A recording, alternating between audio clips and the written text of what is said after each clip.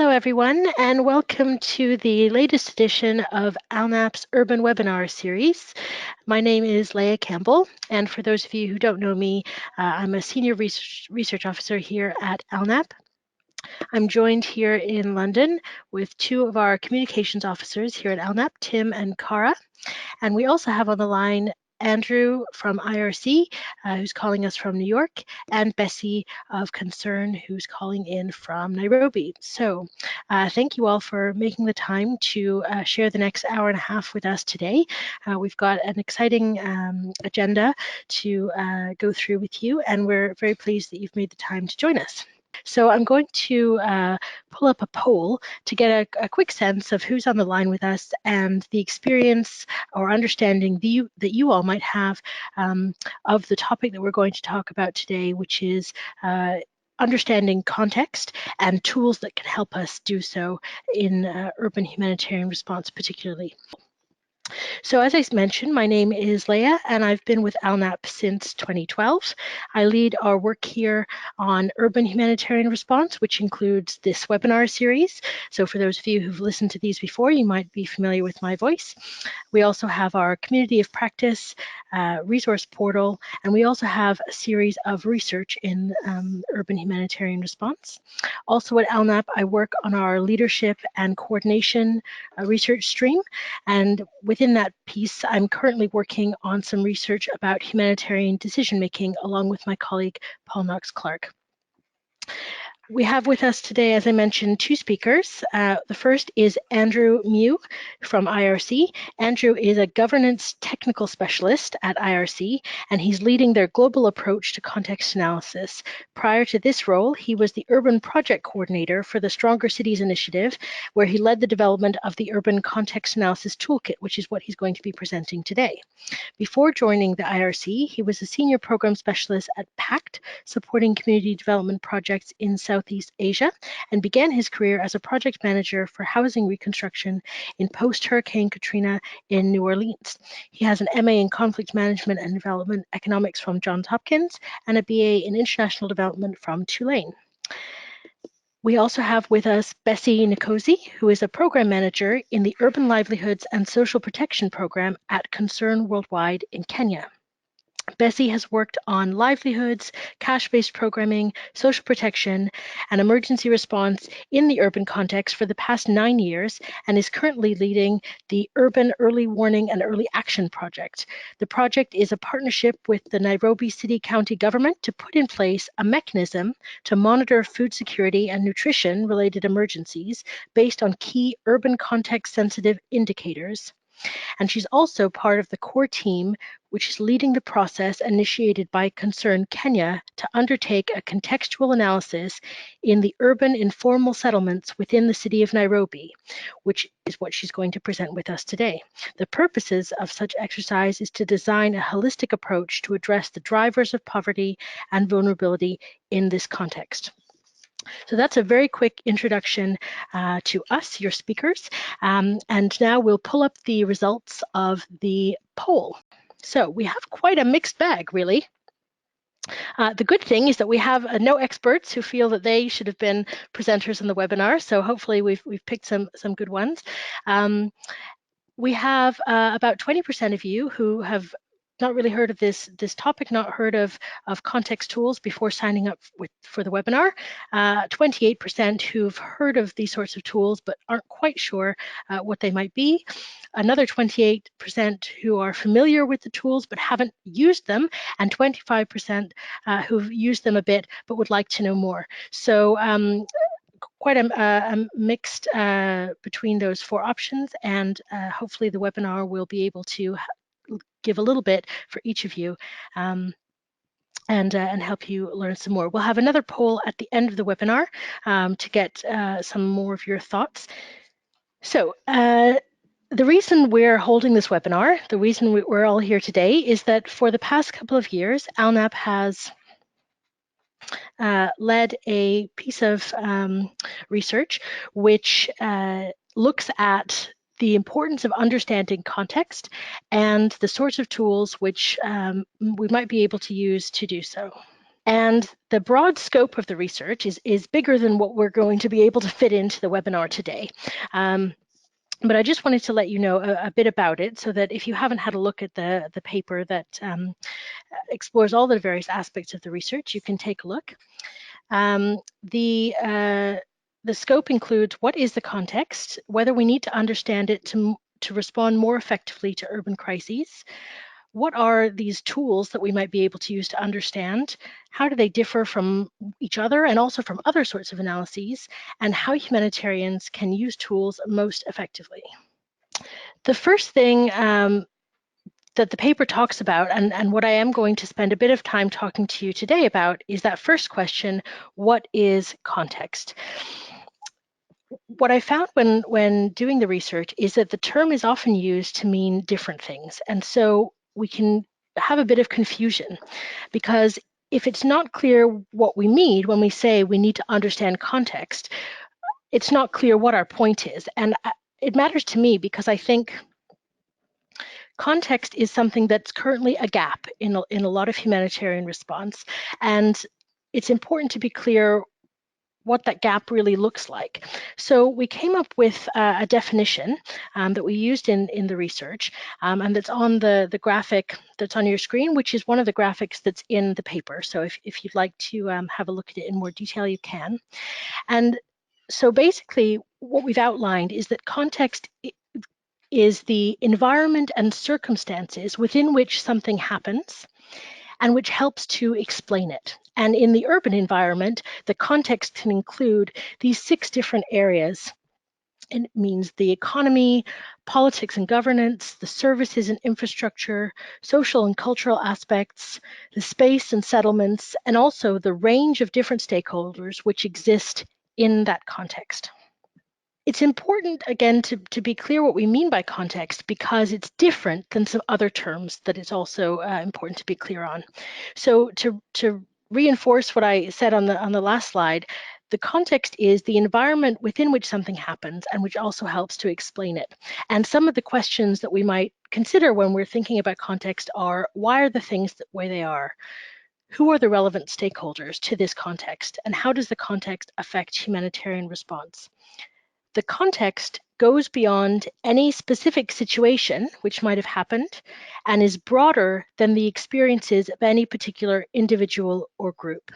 And so in saying that, we're distinguishing context from, for example, the situation, which is the crisis or the conflict, the things that are happening and the conditions which exist at a particular time. So in a humanitarian crisis, we might have just had an outbreak of violence or displacement or an earthquake or a flood or multiple situations, multiple different things happening at the same time. And each of those are taking place within a broader context. So the context in a way does include the situation, what's happening, but it's broader than that. And the context is also different and broader than the experiences of a particular individual or group of individuals and their capacities, their vulnerabilities, and their needs. So in distinguishing the context from capacity, vulnerability, and needs, what's important to note is that we currently have tools, for example, for understanding some of these things, like a needs assessment or vulnerability assessment or a damage assessment, which tells us about the situation. But what we don't often do is use a sort of tool which helps us to understand the context. And so that's the gap we're talking about in terms of what these tools can add to our existing kind of range of tools and how they're different than the tools that we might already be using. I want to point out 3 reasons why it's important to understand context.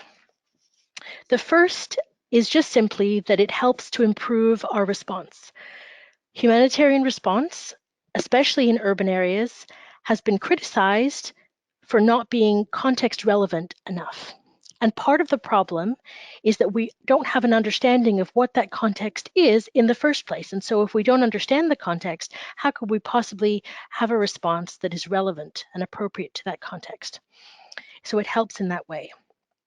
It also helps us to be sensitive to sensitive issues, to conflict, to be able to do no harm by not pressing any buttons that we don't even realize that are there. And finally, on this one, it can help us to base our response on evidence rather than assumptions. The second reason it's important to understand context is to ensure that we're building on what already exists in the city. So in any urban environment, there are lots of different existing systems and structures of governance, of the markets, of social networks, of religious communities that all exist, that are all capacities that could be harnessed.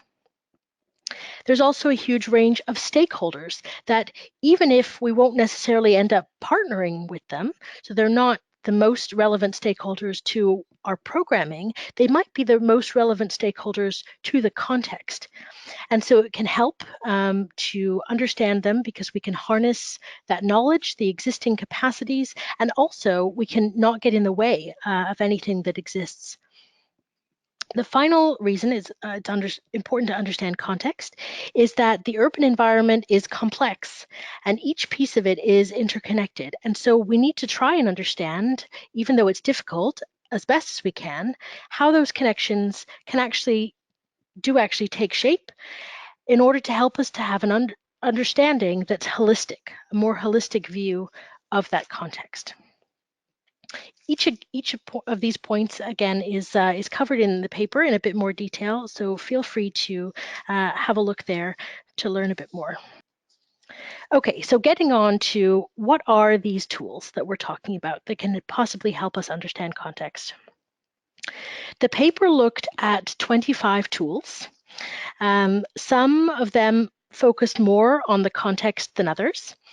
Many were developed and used in humanitarian contexts, but I also looked at tools that were used in development and urban planning environments. Some of the tools focused on urban contexts. Others were more broad. Each of the tools that are explored in the paper are mentioned briefly, and there's also a separate annex, the image of which is on the slide on your screen, that goes through each of the tools in more detail. There are also a few different graphics in the report which highlight some of the differences and distinctions between the different tools. And I'm just going to pull up a couple of the images really quickly. Again, these are all in the paper, so you can have a much more detailed look at them afterwards. This one, for example, shows the timeframes that each tool takes. So you'll see on there the two tools that we're going to look at today: concerns contextual analysis and the urban context analysis developed by IRC. You'll see that some of them are quite short, some of them take a long time, some of them vary quite a bit. We also have a graphic that looks at the scale of focus for each of the tools, so whether they are used to look at a country level, a national level, a city level, a neighborhood, or some combination of those.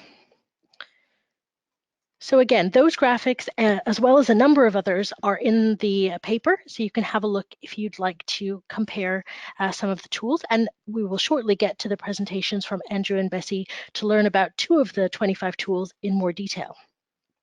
I just want to mention a couple more things about the term tools, really. The first is that tools is a word that I found along the course of the research can be a bit problematic for some people. Some people hear the word tool and think, oh goodness me, I'm going to be made to read and memorize and use meticulously a 300-page document. I don't need any more tools in my life. What I need is a checklist. The way I understand tools is a very broad term. A tool could be a 300-page manual. It could also be a chair or a hammer or a piece of paper or a pen or whatever it is that can help you to get to the aim, the objective that you have. So please understand when I say tools, which is a term that I will use a lot in this webinar and also that's used a lot in the paper, it's used in the broadest sense possible. A couple of points about why tools, aka why do we need tools? Why not just hire staff which have who have an existing understanding of context. A couple reasons. Tools can help guide us to relevant information, which we might not already look for. Tools can help centralize and triangulate information from a variety of sources. Tools can help to legitimize things that we thought we knew, but we weren't quite sure, we didn't have the evidence for. And also in using a tool, especially if they're done with a team of people or even as a joint coordinated exercise, this kind of co-production of understanding means that the process of using the tools in itself adds value. On the other hand, there are some limitations for tools. They do have to be used properly, and the findings have to be actioned in order to be of any use. The analysis isn't automatic. It does require our human time and our human minds. And it's also important just to reiterate that context tools aren't necessarily most likely the same as tools which we might understand to use other things like needs or assessing damage or even designing a specific technical intervention. So they're not a be-all and end-all tool that's going to do everything for everybody. One last thing that I'll highlight is the importance of setting an objective for an analysis, which is the first step that you need to do really if you're thinking about using a tool to better understand the context. I've been asked a few times since putting out the paper and while doing it, which is the best tool of all the 25? And the answer really honestly is that there isn't one, because you need to go back a few steps and ask, what are you trying to achieve? And then what scope are you aiming for? For example, do you need information in a week? Is this really urgent? Maybe the World Vision's GCAR tool is for you then. Are you trying to facilitate a collaborative process, and do you have the time to spend and invest? In that case, the displacement profiling tool, often facilitated by GIPS, or the city profiles developed by UN Habitat might be more appropriate for you.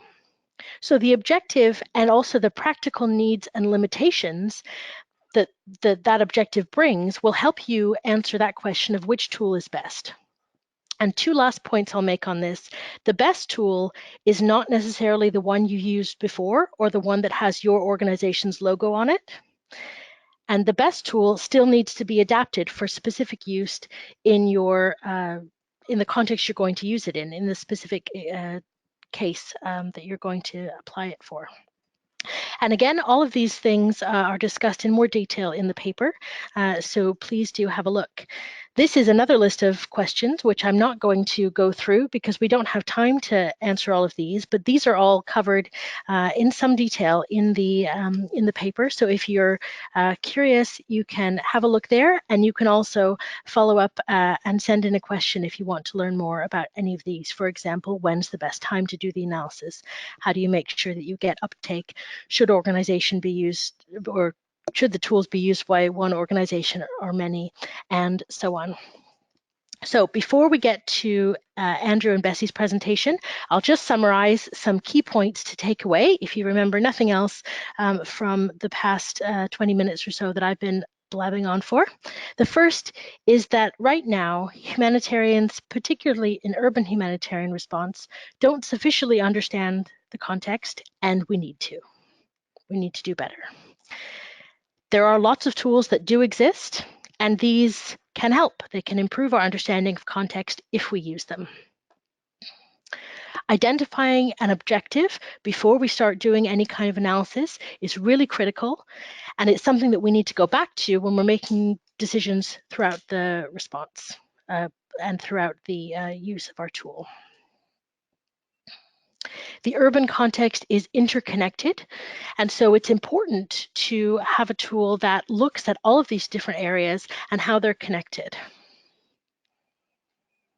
And the last thing is that the tools can't help unless we change our mindsets and make understanding context something that we decide is a priority, that we decide is important. It does mean taking time to do yet another thing, but the value of that can be significant. And so that's the point that I'm trying to make in the research, and I hope that you'll find the paper useful to look at. On this last slide, I just highlight the kind of series of research that have led up to this paper. As a reminder that ALNAP is working on a broader research piece around how we understand and work better in the complexity of urban environments. And so this paper is just one in a series of research that ALNAP has done. And also to highlight, if you'd like to access any of the papers, if you don't already have a copy of the What's Missing paper, you can find one on our website at the addresses on screen. So I'm going to pass over to my colleague Andrew now, who's going to share with us learning from developing and piloting and use of the Urban Context Analysis Toolkit. Thanks, Leah, for that presentation, which I think was a great introduction and makes my job a little bit easier since I can talk, go right into the tool and not have to provide as much background. So I'll be talking today about the Urban Context Analysis Toolkit, which was developed as part of a consortium in partnership with NRC and World Vision and funded by IID through funding from DFID, and also received support from ECHO. So the toolkit was developed, and when we started to look at the toolkit, we did a desk review of what are the available tools that help to analyze the context. And I think in this process was around the same time period where Leah was doing her earlier research around urban systems and defining what context meant. So as you'll see later in the presentation, the framework that we developed is very similar to what Leah had proposed previously, as we were kind of arriving at the same idea about what context meant. So the tool was then piloted in 5 locations in Bangkok, Dar es Salaam, Maiduguri, Juba, and Amman, each of which had different particular dynamics that helped to make the tool piloting, I think, more robust and learn from that experience. And finally, it was published in June 2017. There's also been use in 2017 after the publication and the initial pilots of the toolkit in Uganda and Nigeria, along with an upcoming context analysis that we'll be doing in Milan. So the key features of the toolkit, they stem from where the inspiration behind where we want to focus this on.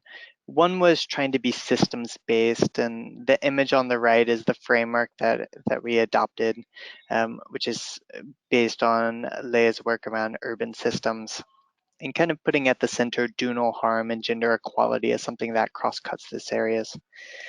The questionnaires and the toolkit in general is tailored for man-made crises or one leading to urban displacement, but could also be adapted to work in other contexts. It's best for that transition period from emergency response to recovery and development, because it gets at some of those underlying why issues that may be harder to get at in an acute emergency.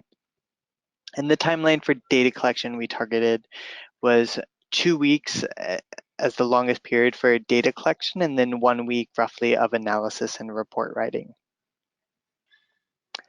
So the process to conduct the analysis, it is basically similar to any type of assessment in which you start with the preparation period of defining what is that key question or objective that will guide the context analysis. The data collection itself, which primarily consists of key informant interview and focus group discussions. So key informant interviews and focus groups at the level of the community, and then also key informant interviews at a citywide level or even potentially state or regional to get that multi-scalar perspective. And then finally, the analysis piece of actually digesting the information received, holding a validation workshop. I think a key step is communicating those findings, both internally extensively with stakeholders, but also ideally externally to organizations that may have not participated in the analysis, but would benefit from access to the analysis. And in addition to the 10 steps, there's 10 accompanying tools. These fall into the categories of preparation, So the tools required to prepare the analysis. A series of questionnaires, so 2 questionnaire guides tailored for displaced and host community, and then along with key informant interview guides that are tailored for different types of stakeholders that you would often run across in an urban context. And finally, analysis, so looking at how to digest the key findings, what are those implications for programs? An example of when we piloted this, and I think it was one of the largest of the pilots, was in Maiduguri in December 2016. So for those not familiar with the context, Maiduguri had basically doubled in size from 2012 to 2016, growing from 1 million people to a population of nearly 2 million due to a large number of IDPs that have been displaced by the presence of Boko Haram. 80%, 88% of those IDPs at the time when we were doing this analysis were living outside of camp settings. And when we went there, we selected 3 wards to focus the analysis on. In total, during the context analysis, we did 24 focus group discussions, 18 focus group discussions, 24 key informant interviews at a community level, and 23 key informant interviews at a citywide level. So those stakeholders that maybe cover multiple areas of the city. And the results of the analysis were basically twofold: implications about what are ways that we need to shift from that emergency response to building recovery and resilience and adjusting some of those underlying factors that led to the crisis, along with what are different ways of working in the city, how should we work differently? And we're now about a year from when the context analysis was conducted.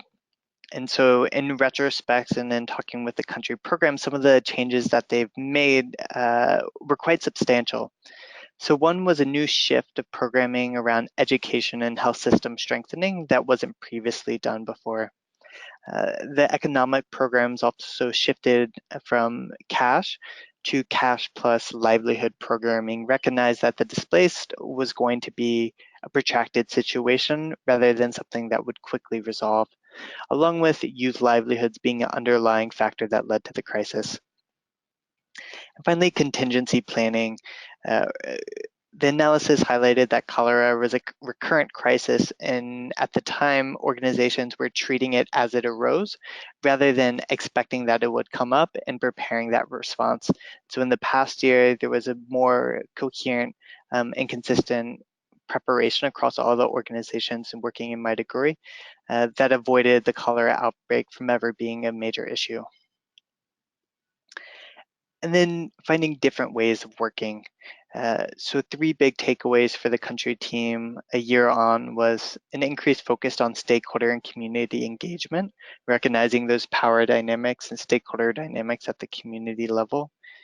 An increased focus on coordination with local actors, and the country team taking on a bigger leadership role in working groups and ensuring that there is a stronger liaison with the local government rather than treating the local government as some type of roadblock, a focus on really recognizing them as a partner in responding to the crisis. And finally, a systematized approach to client feedback channels and really thinking about client needs and preferences as the key function of how we be more effective in our programming. Now, I highlight here just at the top right a quote from the Deputy Director of Programs at the time, which I thought encapsulates it well in the sense that sometimes tools, as Leah mentioned, can seem like, oh, another tool. But when I think they're used right, they can be, as the DDP said, a fascinating and super interesting analysis that helped lead to real change in the programs. A few considerations when using it, when to use it, is that it's good for establishing that good enough understanding of urban systems. It identifies entry points to transition from emergency to recovery. It is not good for quantitative data or a quick emergency response. In terms of how to use it, defining clear guiding questions, including a diverse team to have that diversity of perspectives that it helps make the analysis more robust. In data collection, meeting with stakeholders is that first step of engagement. So messaging around how to meet with them is important, I think, both to that initial understanding, but also future collaboration. And using daily debriefs with the data collection team to really see, are we getting the right information? Are we probing deep enough? Are we just touching the surface level? And ensuring that we do get down to that deeper level. And finally, ensuring that the analysis aligns with decision points so that there's uptake, and taking the time to communicate the findings, even if it seems like an extra effort. So that's a quick overview of the Urban Context Analysis Toolkit. I include here the website where you can find all the materials that came out of the Stronger Cities initiative, along with my email address in case there's any specific questions. So thanks for the time, and I'll turn it back over to Leigh in the next presentation. Great. Thanks so much, Andrew, for that. It was really great to hear a bit more about the IRC tool. We're going to go to our final presentation and turn over to Bessie from Concern, who's going to share with us a bit more about the Concern Contextual Analysis tool and how it's being used at the moment in Nairobi. So we'll turn over to Bessie. Hi, I'm Bessie from Nairobi. Working with Concern Worldwide in our Kenya program. I will be presenting on the Concern tool, which basically Concern brought together its existing assessment tools and created a contextual analysis tool, which has been in use in a range of contexts where we operate since 2012.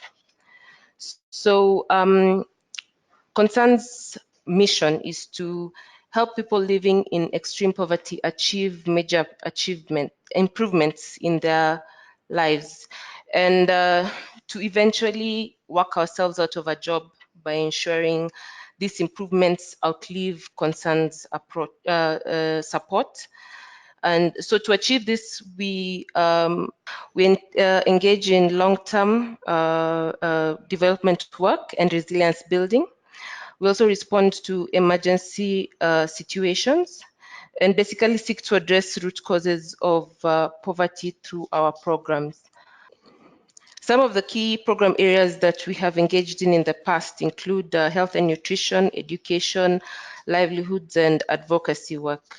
Therefore, our contextual analysis tool seeks to provide information that will support our mission and works to give us information that resonates with our mission. You will notice that this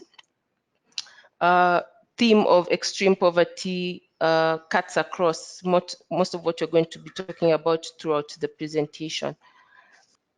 When you look at understanding extreme poverty, we as Concern designed a tool that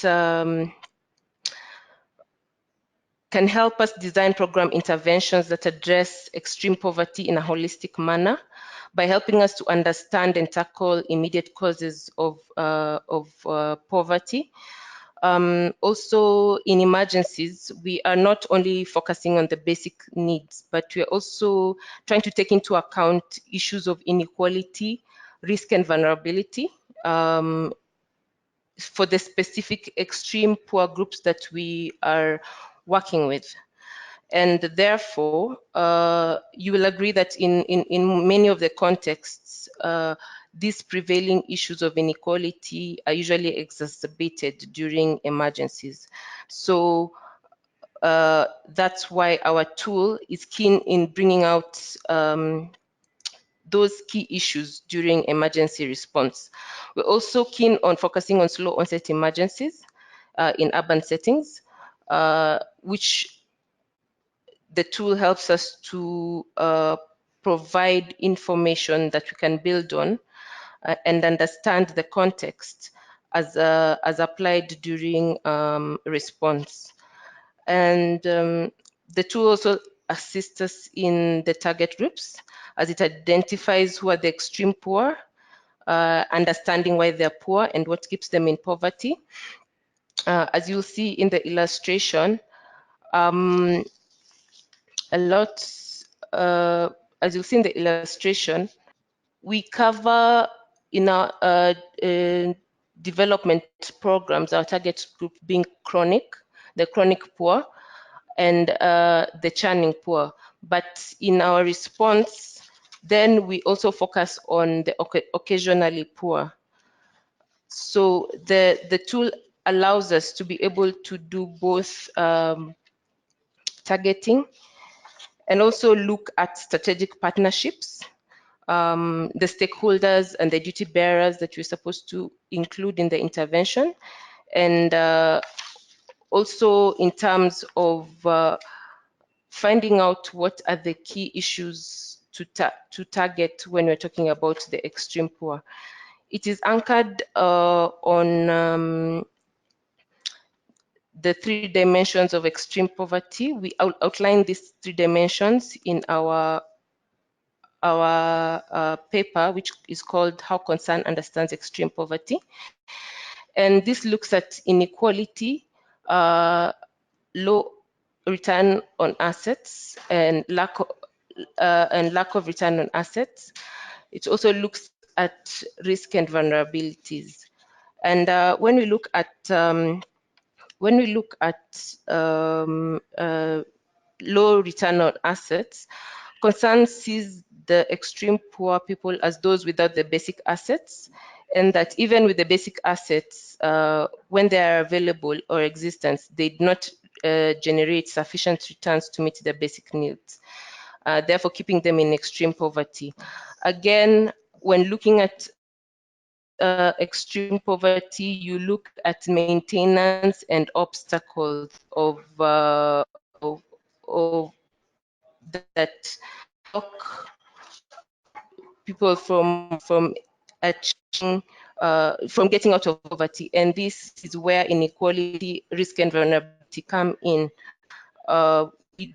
We go beyond opening up opportunities, but looking at addressing specific obstacles for the explore to participate and to be able to achieve better outcomes. So how do we address these vulnerabilities?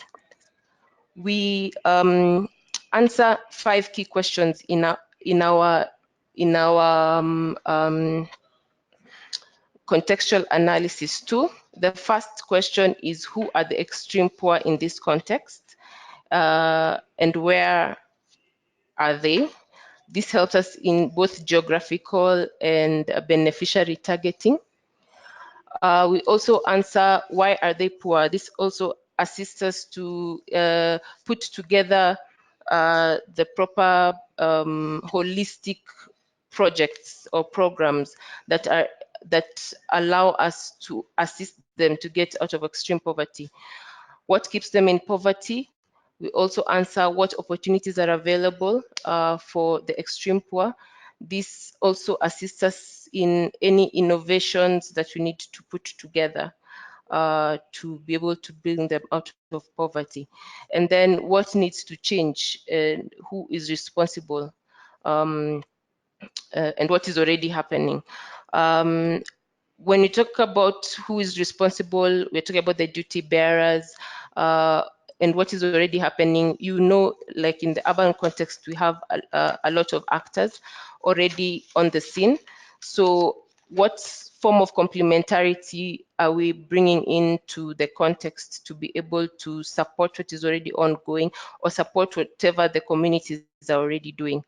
The contextual analysis has 8 steps. The first one is mostly internal. We're talking about communication and planning, looking at how concern understands extreme poverty.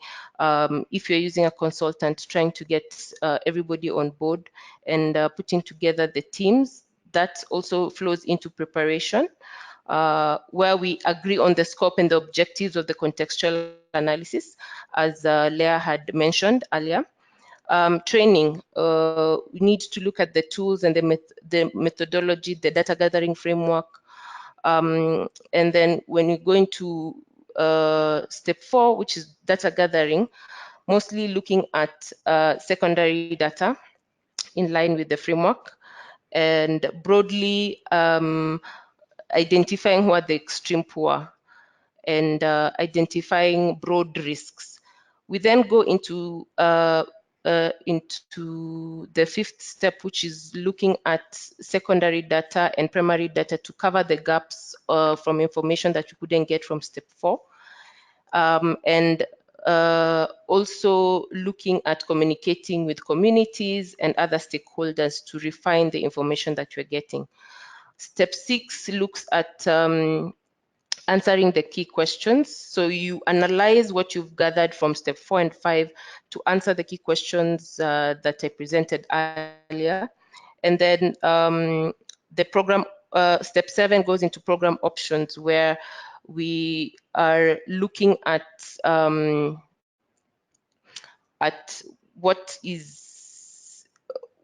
what can we do to support, or what can we do to alleviate the problems that we've analyzed and gotten from the steps above. Finally, all this is captured in the contextual analysis report that is used further by other and can be used by other organizations or other projects. Then we are currently carrying out a contextual analysis in Nairobi, and we are currently at step 4, which is the data gathering phase. We, at this phase where we're at, we are already starting to have some emerging discoveries. One is that the contextual analysis is a lot of times a myth buster, where having worked or lived in a context for a while, you tend to start thinking that you know it all. Well, a contextual analysis can be able to highlight or bust some of those myths. For example, we all assume that, many times we assume that people living in formal settlements are all poor or at the same level of poverty, which is not always the case. We are currently seeing this contextual analysis, and the information that you're getting from it is peeling away at the layers of poverty. And you can see that in the same informal settlements, you'll have landlords who are much better off, and you can find the people who are living closer to the rivers, with the areas where rent is much cheaper, being worse off than those than the people living in other areas. We're also finding that there's some areas, because we're doing area-based, a contextual analysis that is area-based, you find that there's some areas where it's been over-researched. There's a lot of conflicting information, and then you'll find some informal settlements, especially the ones that are recently formed, where you have lack of data. Information is mostly at sub-county or county level, and many times it is not disaggregated between the poorer areas and the more affluent areas. So we're getting a lot of issues in terms of getting disaggregated data at informal settlement level. And then the sector lens view, I think, is something that we have a lot when we go into some of these contexts. If you're coming from the health sector, you're looking at the problems at a sector, at a health sector kind of lens view. I think this has helped us also to remove that sector lens view, and we're looking at the context in a more holistic manner, which is a good thing, because it will allow us to actually come up with projects that are more holistic. We have used this contextual analysis tool in other cities, and we find that though the tool has been used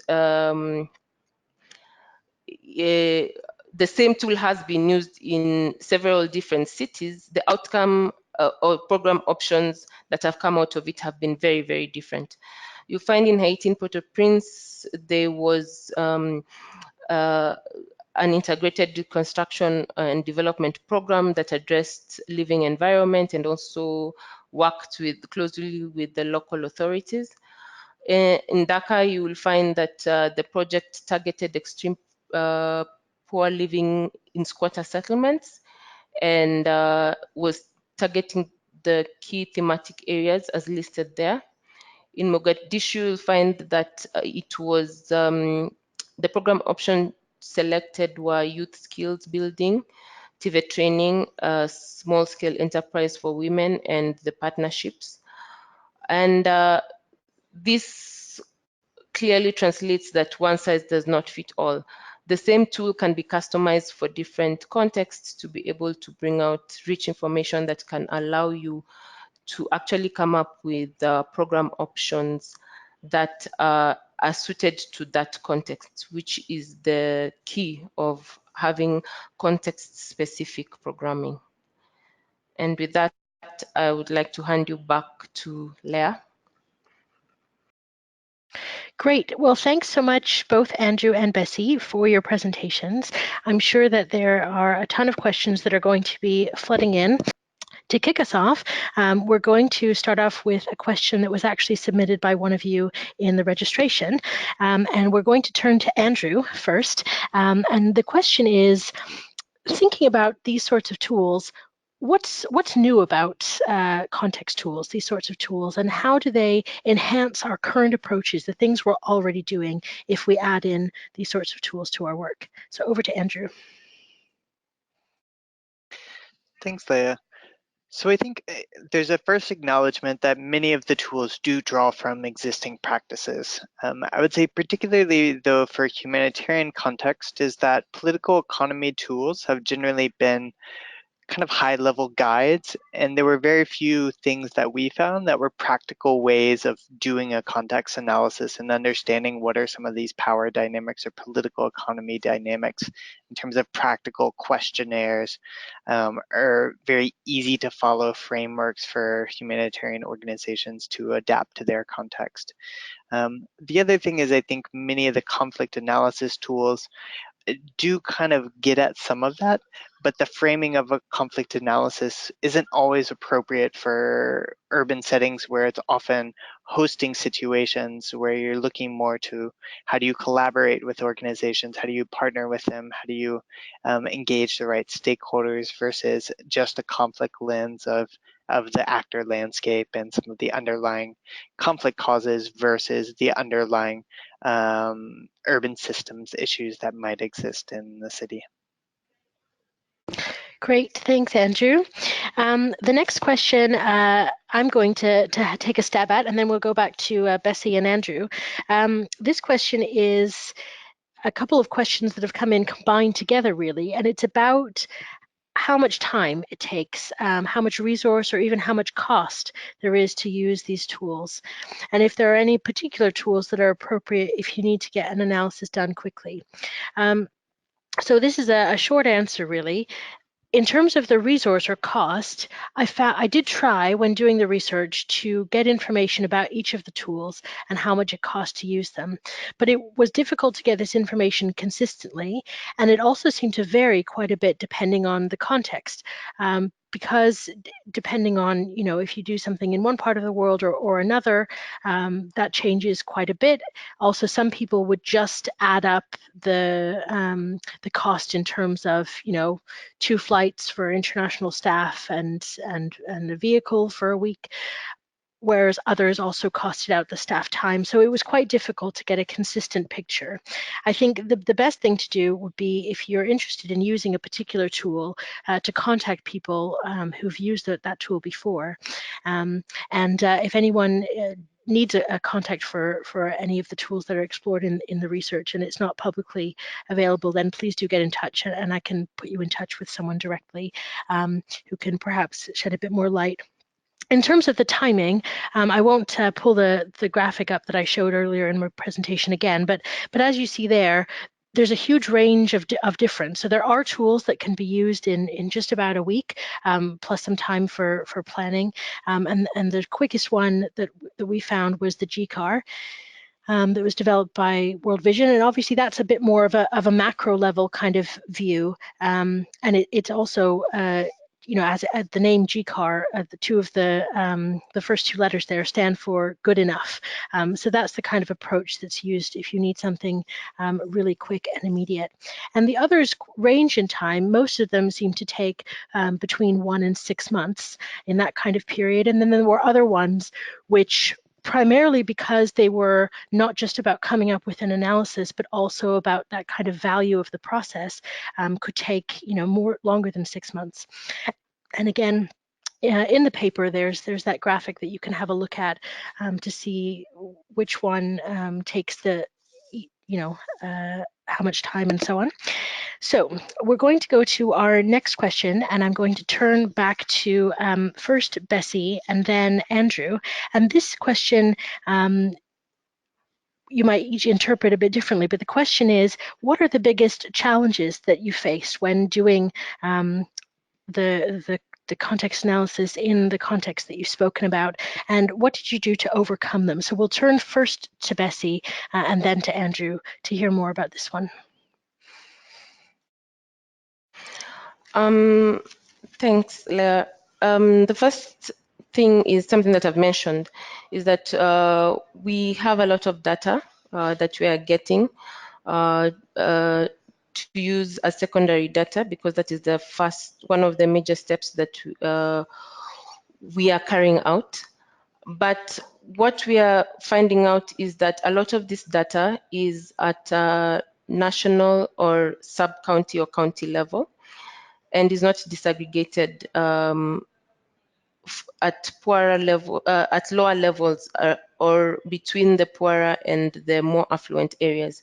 So you'll find that you have a lot of information, but most of it is not useful if you want to do an area-based contextual analysis. Another issue that has come up in the past is often having it's very hard to be very objective based on your, as I mentioned, the outlook that you have based on the projects that you've been working on before. So we are working cross sectors, and just having a multi-sectoral team to be able to look at the context in a more holistic manner is working for us in terms of beating that challenge. In terms of the data, it means that we might have to do more primary data collection than we thought at the beginning, and to be able to cover the data gaps that we are currently facing from the secondary data analysis. From our side at the IRC, I think one of the challenges that comes up with the context analysis is that you're often trying to understand fairly sensitive political issues at times of why things aren't working or why things are the way they are. So I think a key approach has been the messaging around how you are framing the context analysis when you're reaching out to initial stakeholders for a meeting, making sure that it's not just, and the purpose isn't just about, say, the displaced population, it's about really responding to the needs of vulnerable people in the city writ large, rather than a framework of kind of rights-based, more what are those opportunities for joint collaboration. And I think just continuing to focus that message around the aim is supporting the local government can help to ease some of the potential tensions or issues that can run in when you're meeting with different levels of government to talk about some of the underlying issues that may be sensitive, or even issues related to NGOs that also may be sensitive to talk about. Great, thanks to you both. The next question is something that I did touch on in the paper, and so I'm glad that someone's raised it, because I think it's an important one. And the question is really, rather than using tools, shouldn't we prioritize the empowerment of local actors who might already know the context, rather than enhancing the understanding of international actors, international NGOs? And so I'll turn back to Andrew, and then I'll share my own thoughts on this one. Yeah, it's a good question. I would say, first off, recognizing that the current dynamics is that INGOs are often the primary recipients of large awards. So there is a key necessity of INGOs understanding the context. What it often entails is enhancing INGOs' understanding of who is the local actor landscape so that they are partnering, rather than the common approach of just going in as an INGO and directly implementing and doing all the work. So I think it's that first step that allows actually a recognition of who are those local actors that we should be working with, and then working with them. I think another key point, and I like in Bessie's presentation, this topic of mythbusters, just recognizing that people that are within the context may often struggle to understand underlying issues of the context. I know I have strong biases. I'm from the United States about why things are the way they are in the US, and I have very limited understanding, or am may have blind spots that I don't recognize. So sometimes just that structured analysis and not assuming that a local actor, by being in the context, will automatically understand all the different dynamics, I think is an important thing. Maybe just a third final point is that I think also a key role INGOs can play is, because they are in a place of power, is leveraging that power to understand and influence higher level stakeholders, including UN agencies, including higher levels of government. That can be difficult sometimes for local actors to address. Great, thanks, Andrew. And I think some of the things you mentioned are exactly what came up and what I've put in the report. I guess one thing I'll mention is I did talk to not as many, but some local staff, local organizations, when doing the research, about how or whether the analysis exercise they'd been involved in was useful for them as actors already working or already from the context that the analysis was taking place in. And the ones who I spoke to, again, though it wasn't the main focus of the research, and so I didn't do it systematically, but those who I spoke to said that it was useful, and three things seemed to come up. One was going back to that idea that I mentioned previously about the co-production of knowledge, that even if they knew something or they had some existing understanding, that actually going through a process where either their whole team or also people from an international office or even actors from other organizations worked on the analysis together, that time spent understanding the analysis jointly so that everyone came out with the same kind of picture of the context was really useful, and therefore it was useful to use the tools, even though everyone might have had their own levels of understanding beforehand.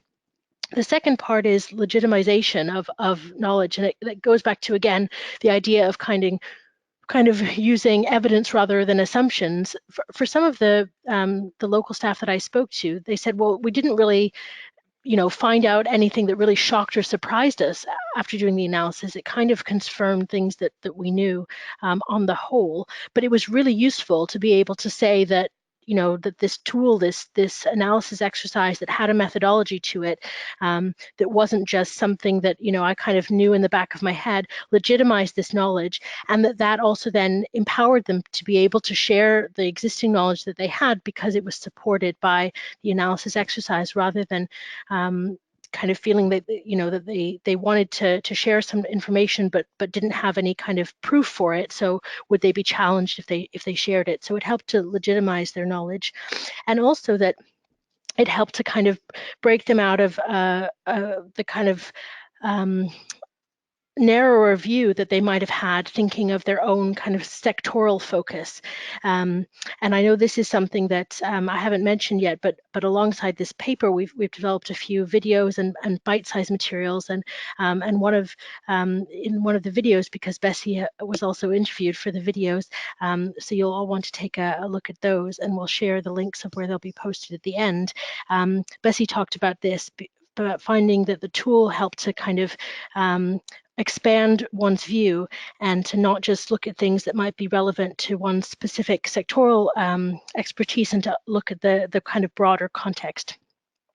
So the next question that we will go on to is going back to Bessie, and it's about, once the analysis is done, how can your organization focus on a specific problem or its cause, especially if you uncover the kind of complexity and interconnectedness and that holistic view that we mentioned would actually be a good thing? How do you then walk away from having this kind of broad understanding and turn that into something that your organization can concretely focus on as a specific program intervention? So we'll turn over to Bessie for that one. As I mentioned, this is for us in the tool, one of the steps of the tool, where we go and identify program options.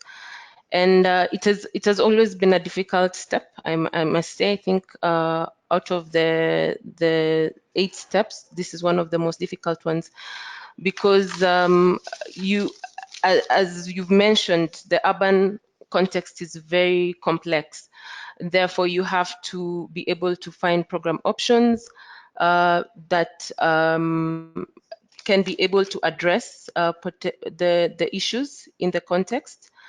And so what we look at in our analysis, once we have all the program options, we look at programs that address immediate and root causes of the problems. We also take into account who is responsible in terms of causing and solving these problems. We also look at what others are doing in the same context through the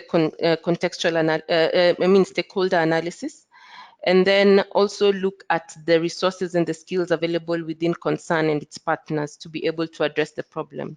So when we are looking at it, you have to, your rationale for selecting program options has to be based on something.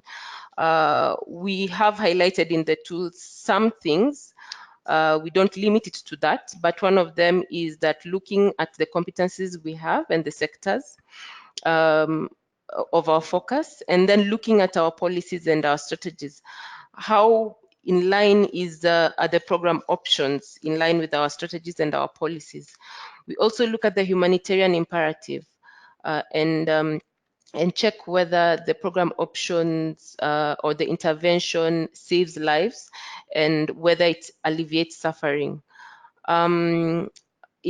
We also look at the impact of the intervention, how effective it will be, its sustainability, because as I mentioned earlier, our aim is to ensure that whatever interventions we carry out last beyond the involvement of concern.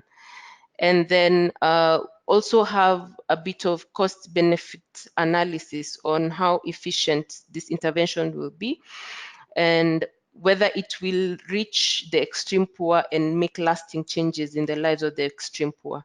So basically, it's not one size fits all for all organizations.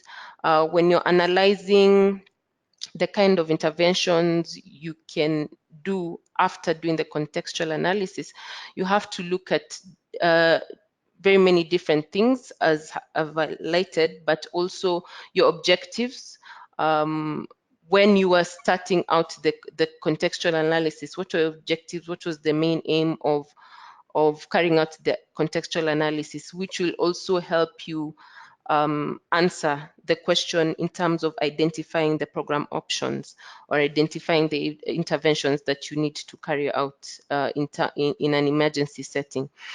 And again, due to the complexity of the urban setting, many times you cannot do it on your own. So it needs a lot of collaboration and coordination with local authorities, with the communities themselves, with other actors in the area, building on the strengths of other interventions that have already been carried out. So you have to consider all these things before you come up with program options, and also work in tandem with ongoing systems. Great, thanks, Bessie. Another question that's come in is around something that I covered in the research a bit, and also is the focus of one of the bite-sized materials that I mentioned that we've developed. So I'll touch on that briefly before going back to Bessie and Andrew with another question. The question that's come in is about how to get donors on board to be able to support the resource need for analysis, but also to make space for analysis. And I think this is really important. The entire fifth section of the report, which is quite a sizable one, is about what else you need beyond the tool itself to be able to use the analysis that results from any of these tools effectively. And there's a few other things in there about, buy-in from senior leadership and the skills that you might need to be able to understand and interpret the findings that come out. But one of the key things is the role that donors and institutions in general can do to basically support the use and uptake of analysis. And so one of the bite-sized materials that we've created, which will be online hopefully this week, but early next week at the latest, which will put on our website, and we'll also send an email to all of you as attendees of the webinar with all of the links to the bite sizes that we're producing. And this one is a kind of policy brief that really focuses on the key advocacy message, the stuff that I mentioned at the beginning of the presentation about the need to understand context, and ends with a couple of key things that donors and institutions can do to support and really be an advocate for improved use of analysis. So I hope in some small way that having the policy brief and the research behind it can support donors. I know there have been a few that have been engaging with us through the research, and we're thankful for those, and hopefully others will come on board as well. So that doesn't fully answer it, but I hope that's a useful contribution. Another question that's come in, I'm going to go back to both Bessie and Andrew on this one, so I'll prepare you. The question is about balancing the depth that you go into really in the analysis, and how do you know when you've reached the point where you have enough information? Because for all of these topics, we could probably write a PhD about the governance structures of Maiduguri, or the social complexities of Nairobi. So how do you know when you've got enough information to be able to make functional use of it, and you're not missing anything that's critical, but you're not then just kind of collecting, minute detail that actually isn't going to be practically useful. So I'll go back to Andrew on this one first, and then we'll go to Bessie after. It's a great question, and I think it's something we struggled with throughout the tool development process, trying to answer.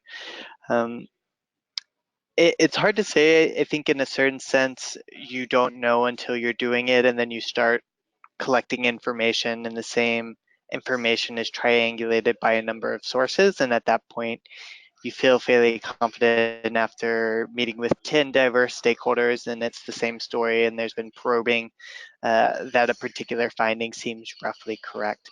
I think the way that we tended to approach it was basically we would spend about 1 to 2 days in each particular community meeting with as many different perspectives as we could get. So usually 6 focus group discussions ideally, and then with hosts and displaced or other relevant community groups that are there, and then holding key informant interviews.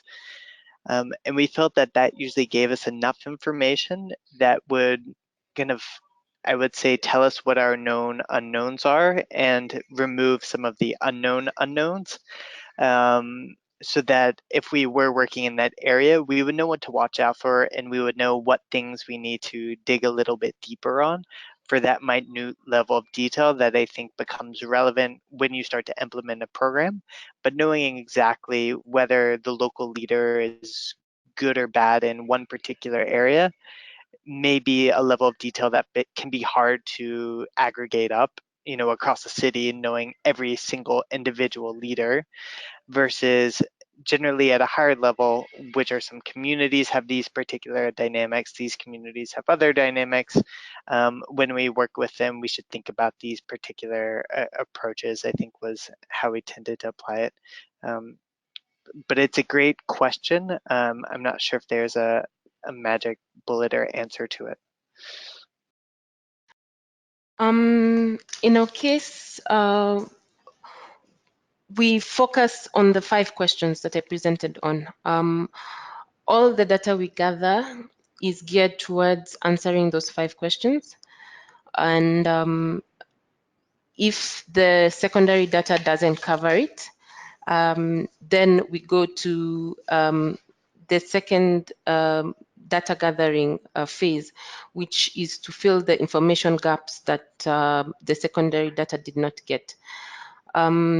As I mentioned earlier, it's very easy to know the information gaps that you have after the first round of data gathering. Therefore, that is what is going to inform what you need to collect during primary data gathering.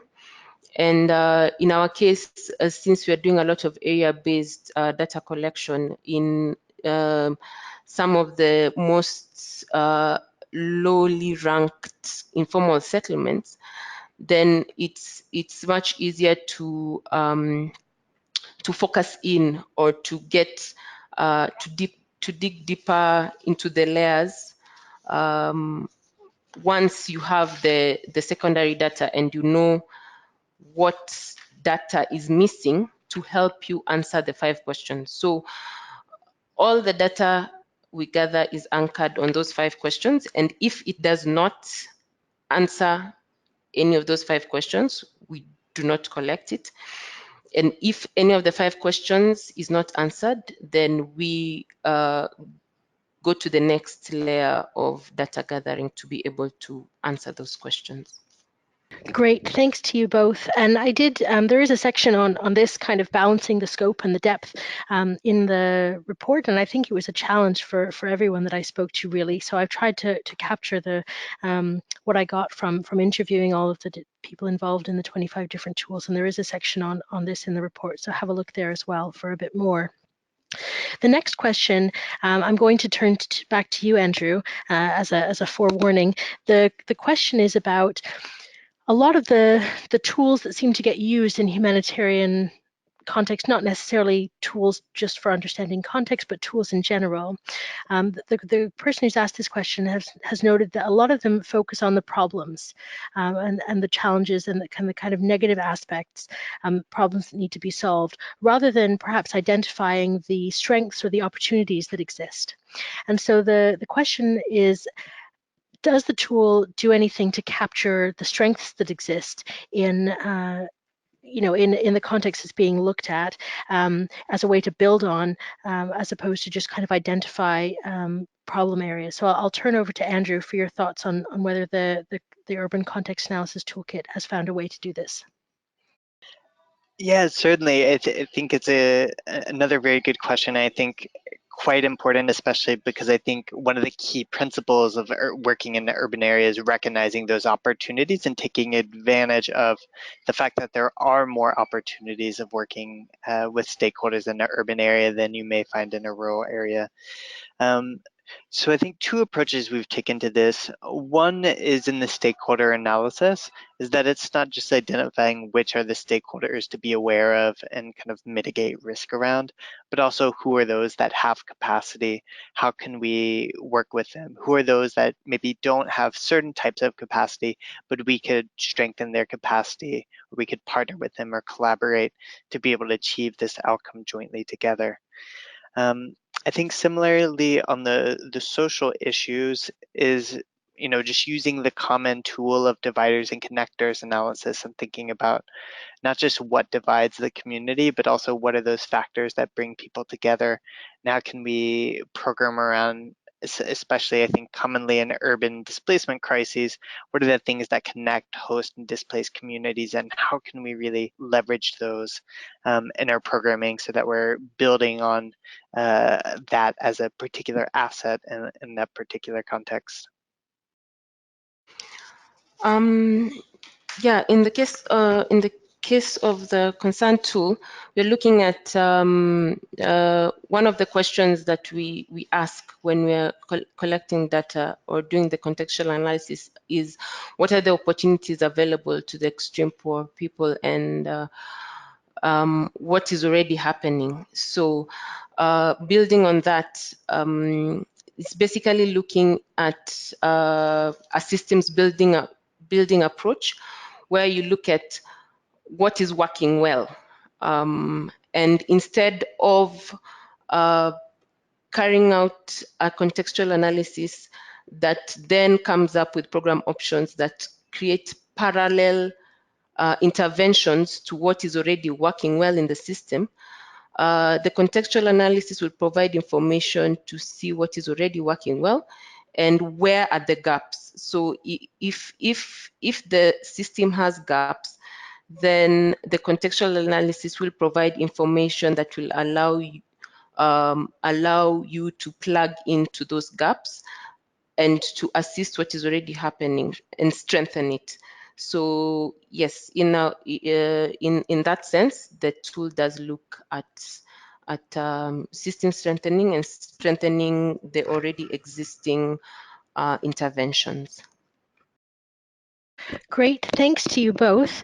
We're almost at the end of the webinar, so I'm going to ask one final question, and then after that, I'm going to ask each of our presenters to share any final thoughts or reflections that they have, and also launch a final poll to get those of you who stuck with us to give your thoughts on how useful these sorts of tools might be. So the final question is whether we think that it's worth spending time to create these sorts of toolkits, given how unique each crisis is. So basically, is it worth it to spend time and resource in creating toolkits, given how unique each crisis might be? So I'll give my answer first, and then turn over to Andrew to answer and also to share his final three thoughts. My response to this one would be, each of the tools that I found have been used for the most part in different contexts, sometimes quite different, vastly different than each other. And the reason that works, and so the reason I'd say it is worth spending the time to develop a toolkit like those that have been shared today and some of the others in the research, is that the tool isn't specific to one exact context. It's a generic kind of thing, particularly focused for urban or for a certain neighborhood or for national, depending on which tool it is. And each one would require adaptation to any particular context. The answers might be different. If you ask, for example, what's the governance structure in Maiduguri compared to what's the governance structure like in Port-au-Prince or other urban environments, but the questions are often the same, especially thinking about the urban environment, the sorts of different things that we need to understand, the governance, the economics, the social aspects, the services, and so on. The questions about those things are often the same, even if the answers are different. So I'll turn over to Andrew for any thoughts that he has, and also to give his final thoughts as we get closer to the end of the webinar. Thanks, Leah. So I think, like Leah said, it provides that starting point, and the responses to the questions may be different, but I think some of those guiding questions, those questions that, Bessie had in her presentation can be quite universal and apply across a range of context. With the Urban Context Analysis Toolkit, we've done this in Juba, and we're about to do this in Milan and have done this in Amman. So it does cover quite a range of different contexts and levels of development. And the findings are extremely different, but the general framework tends to work fairly well, this sort of systems lens of understanding the city and its context. On the final thoughts, I just want to say I think this is a really rich conversation, and I think a number of the questions that people are asking are demonstrating quite a high level of understanding of how these things can be applied, and a thoughtfulness of, sometimes there can be an impulse to, oh, we'll adopt this tool because it sounds nice, versus this is the tool because it's the right tool that fits the particular type of information that we're seeking to collect, and it can answer that key objective or guiding question that we're seeking to answer, which I think is just really important to emphasize, is the clarity of the purpose of conducting the context analysis will yield more useful findings and more uptake after it. Great, thanks, Andrew. So before we turn to Bessie for her final thoughts at the end of the webinar, we wanted to ask your opinion once again. So we're going to launch another final poll, and this one asks you basically to give your thoughts about how useful these tools are and what application you think that they might have going forward. So obviously, in the confines of a poll question, there's not the space to elaborate a full detailed answer. So feel free to send in any more elaborated thoughts using the question box or by email. You have our contact details. And while you're answering that poll, which should be up on your screen now, we're going to hear some final thoughts from Bessie. As we go through the contextual analysis in Nairobi, it is very interesting to see how many things are coming up, as I mentioned, in terms of myth busters and things that you do not normally notice if you did not take the time to carry out the contextual analysis. So I really feel that it is important, if we are going to make any sustainable changes, to be able to understand the context, how things work, to be able to address the issues in the urban context, especially since it's very complex. So we are finding that the tools are very helpful in terms of bringing out hidden issues and how to best address them. Great. Well, thanks, Bessie. We have only 42% of you have voted. There is an option for I'm not sure, so you can click that if you're sitting staring at the question and aren't sure how to answer it. And I'll give the results right at the end. I want to mention a couple final things as we close the webinar. The first is that, as I mentioned, the paper and 3 different bite sizes and 3 videos are also going to be on our website in the coming week or so. We're going to send a link to all of those to everyone who signed up for the webinar today. And we're also going to send you, probably in a couple of weeks, the recorded video and transcription of the webinar so that you can pass that on to colleagues or use it to recall anyone's responses and questions and so on. We also have something that's going to pop up as soon as you leave the webinar, and you'll be sent a reminder, although in past experience, if you don't fill it out right after the webinar, you probably won't. So please do fill it out. It's a survey that asks just a few questions about what you thought of the webinar, and we really do use these to shape the future direction of webinars and to know what you thought of the session. So please do take a look at the survey. We will close the poll now, which again is a mixed response, the results of which you'll see just on the screen in a moment. 19% of you think no, which is good, because if everyone said yes, then I'd have to stop talking about context tools, whereas now I'm justified to keep on banging on about this for the next little while.